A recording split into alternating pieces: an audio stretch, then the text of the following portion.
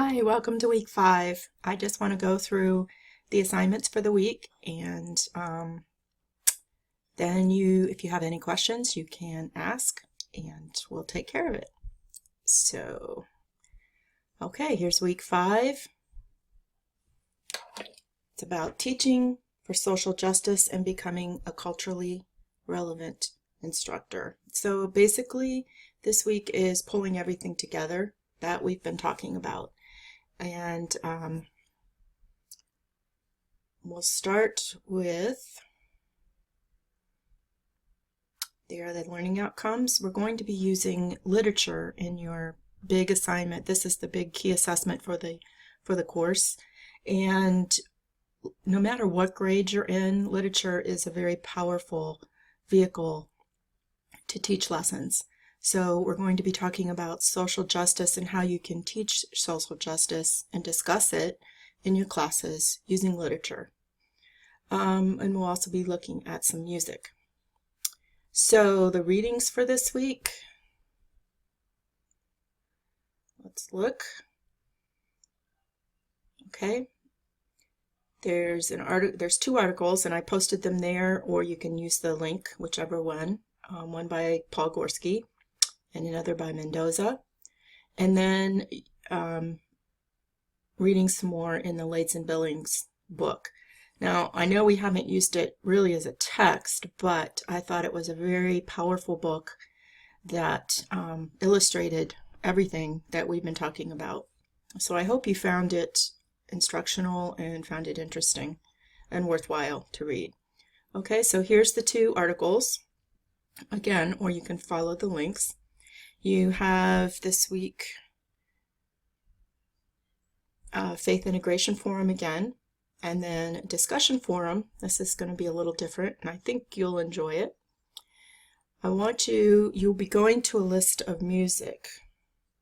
Okay, this is the link for the music, and I want you to choose 10 songs from this list. And be sure you write down the names of the songs, because at the end of the reflection, kind of like what you would do for a reference, I want you to list the names of the 10 songs.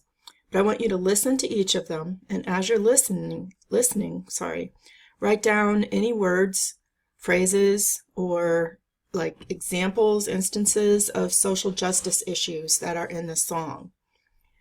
So you don't have to, in the discussion post itself, you don't have to list all of the things that you listed. But what I want you to do then is look at them and then write a 300 to 500 word reflection about what you discovered. So again, it's open-ended because I want your thoughts. I want your aha moments. And it's very different for each of us because we're at different parts of this journey. So that is the discussion post. And again, you comment on 2 people's discussion post. And then the big assignment for the week. And this is the link for it with these instructions. It's also in the syllabus. And this is the rubric. Be sure that you follow the rubric, if you have questions. So let me walk through this assignment with you as to what you need to submit and what you'll be doing. Okay? So you're going to choose a social justice issue that would work well in the class that you're teaching. If you're not teaching right now, think of a class that is you either have taught or the one that you want to teach, one that you taught last year. I know you're not teaching right this minute, but and pick a social justice issue that you think is appropriate. And some examples are bullying, homelessness, poverty, maybe hunger, different things with maybe the races that are represented in your class, whatever, social justice issue. And then we're going to be looking at children's literature. I want you to find a book that goes along with that social justice issue. And so I want you to find a piece of literature, either a poem or a book, to use, and then create a lesson plan that goes with the book and the topic. So using the book to teach that topic. Now, I don't think most of you are in, special ed types of settings, but if, for example, you were a middle school or high school math or science teacher or something, then we need to be creative. So if you're in a kind of situation like that, let me know and we can brainstorm what you can do, what kind of topic. So you're going to create a lesson plan, and down here, the written lesson plan, and you can use any template really you want. It doesn't have to be the one we use at MVNU, but this is what I want you to include in the lesson plan. I want you to include the age group and the grade, the standard or standards that you're going to be using, the learning objectives, the outcomes or the targets, learning targets, the hook. How are you going to get students interested in this topic? How are you going to introduce the lesson? A list of the activities or the strategies that you'll use. You don't have to go into great detail. Just, you can just, if it's a 20-minute lesson or 40-minute lesson, you can say 10 minutes for, this activity. Just explain what it is you're going to do. And then I want an assessment at the end. And it can be a formative assessment or it can be a summative assessment. But some way to know, did they learn what you wanted them to learn? All right, so that's the lesson plan. You're also going to create a handout that you would give to the students. So it could be guided notes on your presentation, depending on the age of your students. It could have vocabulary. It could have pictures, depending on the age and level of your students. But it should include information that you would give to your students with the important or relevant information from your topic. So maybe it's about how to be respectful to police officers or something like that, and you could include pictures or whatever, something that you can give the student that will either summarize the information or give them helpful information. So like a poster, a handout, kind of a thing. If you have questions about that, feel free to bounce ideas off me. It's fine, or each other. That's fine also.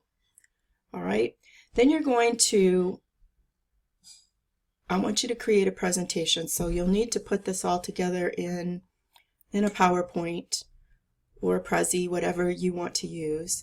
And your presentation, whatever it is that you're going to do, needs to have some background on your topic. Why did you choose it?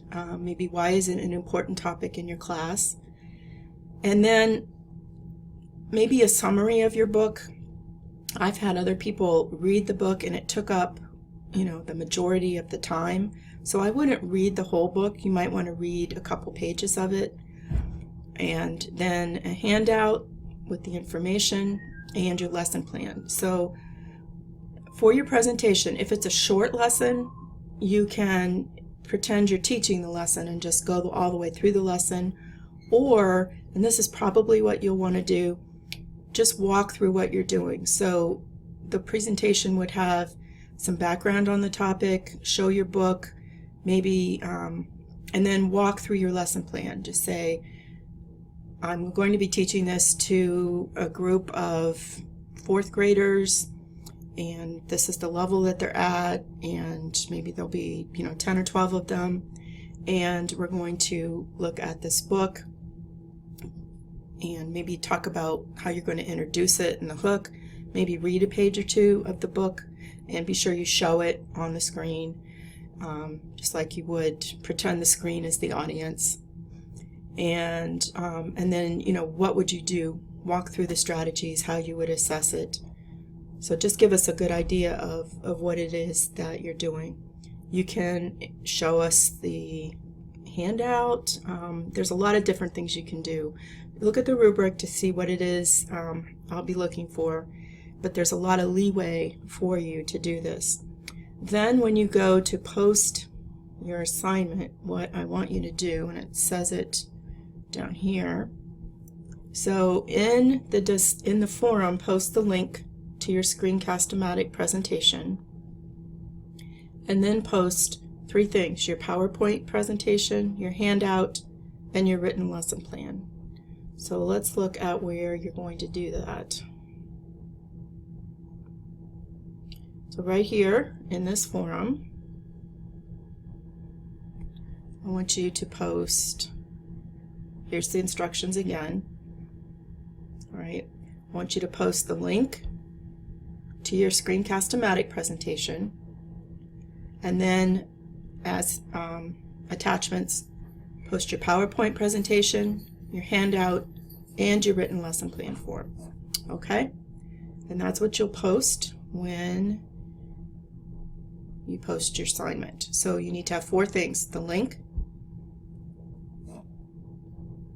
the presentation, your PowerPoint, your handout, and then your written lesson plan. All right? So hopefully, I'm really looking forward to seeing these, because there's such a wide range of, I know you are very creative and have a lot of great ideas. I've already picked that up, throughout this course. So hopefully you will enjoy doing it while you're doing it, and then do something that you'll be able to use in your own classrooms. All right?